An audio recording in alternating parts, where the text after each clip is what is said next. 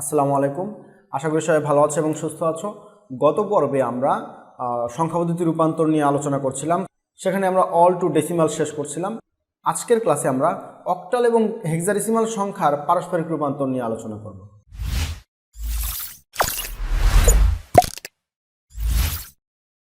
একটা ইম্পর্টেন্ট কথা মনে রাখো, অক্টাল এবং হেক্সাডেসিমাল এই দুই সংখ্যা পদ্ধতির পারস্পরিক রূপান্তরের ক্ষেত্রে মাঝখানে ঝামেলা করার মতো বাইনারি আছে। অর্থাৎ অক্টাল থেকে সরাসরি হেক্সাডেসিমালে কনভার্ট করা যাবে না, মাঝখানে বাইনারি আছে।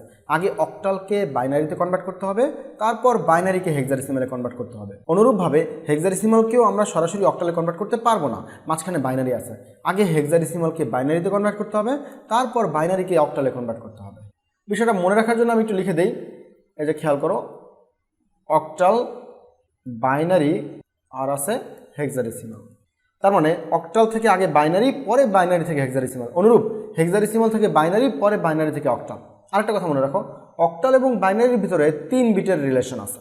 অর্থাৎ ওই অক্টালকে বাইনারিতে কনভার্ট করতে হলে প্রতিটা অক্টালকে 3 বিট বাইনারিতে কনভার্ট করতে হবে। আবার বাইনারির সাথে হেক্সাডেসিমালের 4 বিটের সম্পর্ক।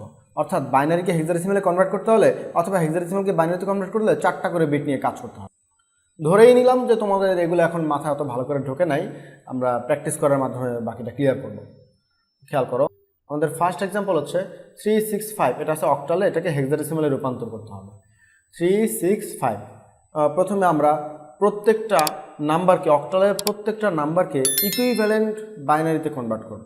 দেখো, তোমাদের গত ক্লাসে আমি একটা শর্টকাট বলছিলাম যে ডেসিমাল টু বাইনারির।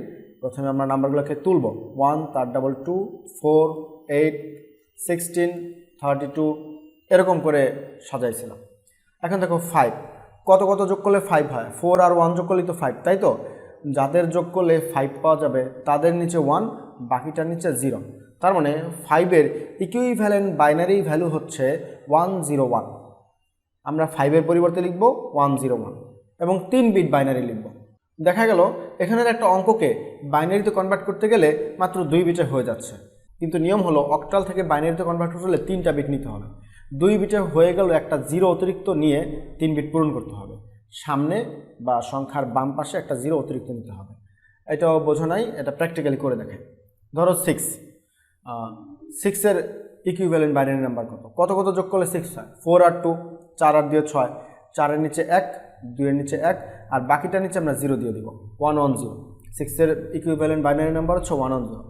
এরপর দেখো 3-এর বাইনারি নাম্বার কত? 2 আর 1 যোগ করলেই কিন্তু 3 হয়ে যায়, তাই তো? তার জন্য 2 আর 1-এর নিচে 1 আর বাকি সবগুলোর নিচে 0। আর আমরা তো জানি যে সামনে যদি 0 হয় 0 লিখতে হয় না, কারণ ইকুইভ্যালেন্ট বাইনারি নাম্বার হচ্ছে শুধু 1। কিন্তু অক্টাল থেকে বাইনারিতে কনভার্ট করার সময় আমি বলছিলাম 3টা করে বিট নিতে হবে, 3 বিট। কিন্তু এখানে কয় বিট আছে? মাত্র 2 বিট, নেওয়া যাবে না। এখন এই বাইনারির সামনে যদি আমি একটা 0 বসাই, তাতে কি মানের কোনো চেঞ্জ হয়? 011 মানেও তোমার এই 3, আর শুধু 11 মানেও কিন্তু 3। 011-এর ইকুইভ্যালেন্ট ডেসিমাল ভ্যালু হচ্ছে 3, আবার যদি শুধু 11 লিখি তারও ইকুইভ্যালেন্ট ডেসিমাল ভ্যালু হচ্ছে 3, কারণ সামনে 0 বসালে আসলে মানের কোনো পরিবর্তন হয় না। ওকে, তাহলে আমরা 3-কে আমরা এই 11-এ কনভার্ট না করে 011 আকারে প্রকাশ করব, কারণ 3টা করে বিট মিলাইতে হবে, তাই 3টা বিট মিলাইছে। সামনে অর্থাৎ বাম পাশে অতিরিক্ত 0 দিয়ে হলেও 3টা বিট পূরণ করতে হবে, এটি তখন বলছিলাম। এখন যদি বলে যে এই নাম্বারটাকে বাইনারিতে কনভার্ট করো, 365 অক্টালকে বাইনারিতে কনভার্ট করো, তাহলে কিন্তু এখান থেকে এইটুকু যে করছি ম্যাথ কিন্তু এখানেই শেষ, এটাই কিন্তু একটা অ্যান্সার। আর যদি বলে যে না, বাইনারিতে না, তোমাকে হেক্সাডেসিমালে কনভার্ট করতে হবে, তাহলে মাত্র একটা স্টেপ কমপ্লিট হলো, অক্টাল টু বাইনারি। এবারে আমরা বাইনারিকে হেক্সাডেসিমালে কনভার্ট করব। এখন বাইনারি থেকে হেক্সাডেসিমালে কনভার্সনের ক্ষেত্রে আমাদের 4টা করে বিট মিলাইতে হবে। এবার কিন্তু আর 3 বিট মিলাইলে চলবে না, 4টা করে বিট মিলাইতে হবে। এবং বিটগুলা এই ডান থেকে বাম দিকে মিলাবো, অর্থাৎ এই দিকে মিলাবো, ঠিক আছে? কারণ র্যাডিক্স পয়েন্ট মনে পড়ে, র্যাডিক্স পয়েন্টের পূর্ণ সংখ্যার ক্ষেত্রে এই দিকে তীর চিহ্ন আর ভগ্নাংশের ক্ষেত্রে এই দিকে তীর চিহ্ন। ওকে, ওইটার সাথে মিল রেখে কাজটা করবো আমরা। এখন দেখো 101 কটা বিট হলো? মাত্র 3টা, কিন্তু আমাকে নিতে হবে 4টা বিট, তাই এই পাশ থেকেও একটা নিব, এই দিক থেকে এই দিকে নিলাম, 1010 1010, ব্যাস এই 4টা একসাথে নিলাম, এই 4টা হলো আমার একটা। এরপরে 1111, এই 4টাকে আবার একটা নিয়ে নেব, এই দিক থেকে এই দিকে নিতেছি, 1111, এই যে দেখো 1111, 4টা বিট নিলাম, ঠিক আছে? এই 4টা একটা। এরপরে কত আছে বলো তো? 0, কিন্তু আমাদের কয়টা বিট মিলাইতে হবে? 4টা বিট মিলাইতে হবে। তার মানে এর সামনে অতিরিক্ত আরও 3টা 0 দিয়ে আমি 4টা বিট পূরণ করব। যদি বুঝতে না পারো জিনিসটা আবার দেখো, ভিডিওটা টেনে আবার দেখো, আশা করি বুঝতে পারবা। এবারে এই বাইনারিগুলার ইকুইভ্যালেন্ট যে ডেসিমাল ভ্যালু আছে সেগুলো বসায় দিব। ইকুইভ্যালেন্ট ডেসিমাল কীভাবে বের করব খেয়াল করো। 0101 0101 বসাইলাম, যাদের নিচে 1 তাদের যোগ করো। 4-এর নিচে 1 আছে, 1-এর নিচে 1, তাহলে 4 আর 1 যোগ করো। 4 আর 1 যোগ করলে কত হয় 5, তার মানে এইটুকুর ভ্যালু হলো 5। আবার 1111 4টা 1 আছে, তাহলে পর্যায়ক্রমিকভাবে 4টা 1 বসাও। 1111 8 আর 4 12, 12 আর 2 14, আর 1 15। যেহেতু 4টা 1 আছে তার মানে 4টাই যোগ করতে হবে, আর 4টা যোগ করলে আসে 15। এইটুকুর মান হলো 15। এখন আমরা জানি ডেসিমালে যদি 15 হয় তার ইকুইভ্যালেন্ট হেক্সাডেসিমাল ভ্যালু হচ্ছে f, তার মানে 15 না লিখে তার জায়গায় আমি f লিখব। আর 0 থাকলে তো তার ভ্যালু 0, তার মানে এইটুকুর জন্য 0, এইটুকুর জন্য f, আর এইটুকুর জন্য হচ্ছে 5। 0f5 এটি হচ্ছে ইকুইভ্যালেন্ট হেক্সাডেসিমাল ভ্যালু। আশা করি সবাই বুঝতে পারছো অক্টাল থেকে কিভাবে হেক্সাডেসিমালে কনভার্ট করা হয়। এটা তো ছিল একটা পূর্ণ সংখ্যার জন্য, আমরা এখন ভগ্নাংশের জন্য এটা দেখব। দেখো 0.375 অক্টালে আছে, এটাকে হেক্সাডেসিমালে কনভার্ট করতে হবে। রুলস কিন্তু সেম। 3-এর ইকুইভ্যালেন্ট ভ্যালু নিব। দেখো আমরা ওই নাম্বারগুলো আবার নেই, 1 2 4 8, 4টা নিলেই হয়ে যায় আসলে। 3 কত কত যোগ করলে 3 আসে, 2 আর 1, তাহলে এদের নিচে 1 1 হবে, 1 1, তার মানে 3-র বাইনারি ভ্যালু হচ্ছে শুধুমাত্র 1 1, কিন্তু আমাকে 3টা বিট পূরণ করতে হবে। এখন শেষে 0 দিব নাকি শুরুতে 0 দিব বলো তো?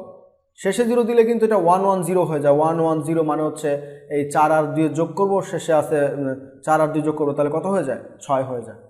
তার মানে 110 লেখা যাবে না, 0 বসাইতে হবে সামনে, পিছনে না। 1 আছে, এর সামনে একটা 0 বসাবো, তাহলে হবে 011। একটু আগে যেটা করছি ওইটাই কিন্তু। 3-এর ভ্যালু হচ্ছে 011। এরপর আছে 7, কত কত যোগ করলে 7 হয় বলো তো? 4 আর 2 6, আর 1 7, তার মানে 4 যোগ করতে হবে, 2 যোগ করতে হবে, 1 যোগ করতে হবে। যাদের যাদের যোগ করব তাদের নিচে 1 দিব। এইগুলো আমি কাউন্টে নিছি 7 ক্যালকুলেট করতে, ঠিক আছে? জিনিসটা আবার বোঝো, 7 দরকার। যাদের যোগ করলে 7 পাওয়া যাবে তাদের নিচে 1 দিব, বাকিদের নিচে 0 দিব, তাহলেই খুব সহজে একটা ডেসিমাল ভ্যালুকে বাইনারিতে কনভার্ট করা হয়ে যাবে। যারা আগের ক্লাসটা করো নাই বা মিসিং আছে তারা এটা আবার একটু বুঝে নাও।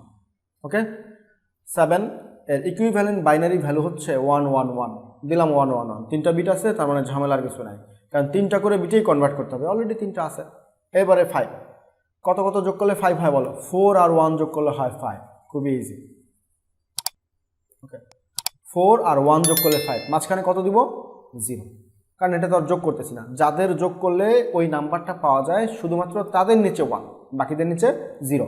101 হলো তার ইকুইভ্যালেন্ট বাইনারি ভ্যালু। 101 লিখে ফেলছি, ব্যাস। এখন যদি বলে যে অক্টাল থেকে বাইনারিতে কনভার্ট করো, ম্যাথ কিন্তু এখানেই শেষ, 3 বিটে কনভার্ট করে ফেলছি। তবে যদি বলে যে না অক্টাল থেকে হেক্সাতে কনভার্ট করো, এটা একটা স্টেপ গেল মাত্র। এর পরের স্টেপ দেখো, পরের স্টেপ হচ্ছে 4টা করে বিট মিলাবো। এইবারে আমরা তীর চিহ্নটা দিব এই বাম থেকে ডান দিকে। আগের ম্যাথে আমরা তীর চিহ্ন মিলাইছিলাম ডান থেকে বাম দিকে, ডান থেকে বাম দিকে, এবার মিলাবো বাম থেকে ডান দিকে। কারণ র্যাডিক্স পয়েন্টের কথা মনে করো, র্যাডিক্স পয়েন্টটা ছিল মাঝখানে, যার বাম পাশে পূর্ণ সংখ্যা আর ডান পাশে ভগ্নাংশ সংখ্যা। তার মানে তীর চিহ্নটা এদিক থেকে এইদিকে যাবে। তার মানে পূর্ণ সংখ্যার ক্ষেত্রে তীর চিহ্ন এদিক থেকে এইদিকে, আর ভগ্নাংশের ক্ষেত্রে তীর চিহ্ন এদিক থেকে এইদিকে। তীর চিহ্ন দ্বারা আসলে আমরা 0 মিলাবো। কিভাবে দেখো, 4টা করে বিট নিতে হবে, মনে রাখো, কারণ আমরা কিন্তু এবার হেক্সাডেসিমালে কনভার্ট করতেছি, ঠিক আছে? হেক্সাডেসিমাল মানে হলো বাইনারির 4টা করে বিট নিতে হবে।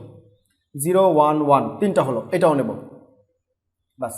এই দিক থেকে এই দিকে ক্যালকুলেট করতে করতে যাব, 0 1 1 1 0 1 1 1। ওকে, তারপরে আবার এই দিক থেকে শুরু, 4টা বিট নিতে হবে, 1 1 1 0 1 1 1 0, 4টা বিট নিলাম। তারপরে কত আছে? 1, কিন্তু আমার তো 4টা বিট নিতে হবে, মাত্র একটা বিট আছে, বাকিগুলোকে 0 দিয়ে ফিল আপ করে দেবো, 0 0 0, ঠিক আছে? আমরা কিন্তু এই বাম পাশে 0 দিব না, তীর চিহ্ন বলতেছে ডান দিকে যেতে। তীর চিহ্নটা লক্ষ্য করব, তীর চিহ্ন বলতেছে অতিরিক্ত 0 দেন, যা দেন সব ডানে দিবেন। আর পূর্ণাংশের ক্ষেত্রে তীর চিহ্ন বলতেছে ডান থেকে বাম দিকে, অর্থাৎ 0 বা যা কিছু অতিরিক্ত লাগে সব কিছু বাম পাশে বসাবো। আবার বলতেছি, পূর্ণাংশের ক্ষেত্রে 0 যদি অতিরিক্ত বসানোর দরকার পড়ে, মানে 4 বিট মেলানোর সময়, তখন সর্ব বামে বসাবো। আর ভগ্নাংশের ক্ষেত্রে যদি অতিরিক্ত 0 বসানোর দরকার পড়ে 4 বিট মেলানোর জন্য, তাহলে সর্ব ডানে 0 বসাবো। এই দুইটা কথা মনে রাখবা। ভুল করলে সবাই আসলে এইখানেই করে। এই দুইটা ম্যাথ ভালো করে প্র্যাকটিস করবে, আশা করি নিয়মটা ধরতে পারবা। ওকে, এখন 0 1 1 1, তো এটার ইকুইভ্যালেন্ট ডেসিমাল ভ্যালুটা আমরা বের করব। কিভাবে করি দেখো, 0 1 1 1, যাদের নিচে 1 তাদের যোগ করো, 4 আর 2 6 আর 1 7, এর ভ্যালু হচ্ছে 7। তারপরে 1 1 1 0, এই যে 1 1 1 0, 8 এর নিচে 1, 4 এর নিচে 1, 2 এর নিচে 1 আর 1 এর নিচে হলো 0। তার মানে যাদের নিচে 1 তাদের যোগ করব, 8 যোগ করব, 4 যোগ করব, 2 যোগ করব, 8 আর 4 12, 12 আর 2 14, আর 14 মানে হচ্ছে ই। তার মানে এইটুকুর পরিবর্তে কিন্তু আমরা 14 লিখবো না, ই লিখবো, লেটার লিখবো, কারণ এটা হেক্সাডেসিমাল। এরপর আছে 1 0 0 0, তাহলে 1 0 0 0, যাদের নিচে 1 শুধু তাদের যোগ করবো, মানে 8 এর নিচে 1 আছে, শুধু 8 হবে আর কিচ্ছু না, কারণ বাকিগুলো তো 0ই আছে। তার মানে এর ইকুইভ্যালেন্ট ভ্যালু হবে 0.7E8, 0.7E8। এখন এই ম্যাথটাকে যদি একসাথে দিত তাহলে কি করতাম, আলাদা আলাদাভাবে করে একসাথে উত্তরগুলো মার্চ করে দিতাম, অর্থাৎ 365 যদি এরকম আসতো যে 365.375, এইটা আছে অক্টালে, এটাকে কনভার্ট করো হেক্সাডেসিমালে, তাহলে এইটুকু ওই প্রথম পার্টে যেভাবে করছি আলাদা ক্যালকুলেট করতাম, উত্তর আলাদা বের করতাম, ভগ্নাংশের জন্য আলাদা উত্তর বের করতাম, তারপর আমরা একসাথে মিলাই দিতে পারতাম, এভাবে করলেও চলতো। F5 আগেরটার ভ্যালু হচ্ছে F5, পরে আসলো 7E8। আশা করি সবাই বুঝতে পারছো। তারপর যদি না বুঝতে পারো ভিডিওটা আবার দেখো, আশা করি বুঝবা।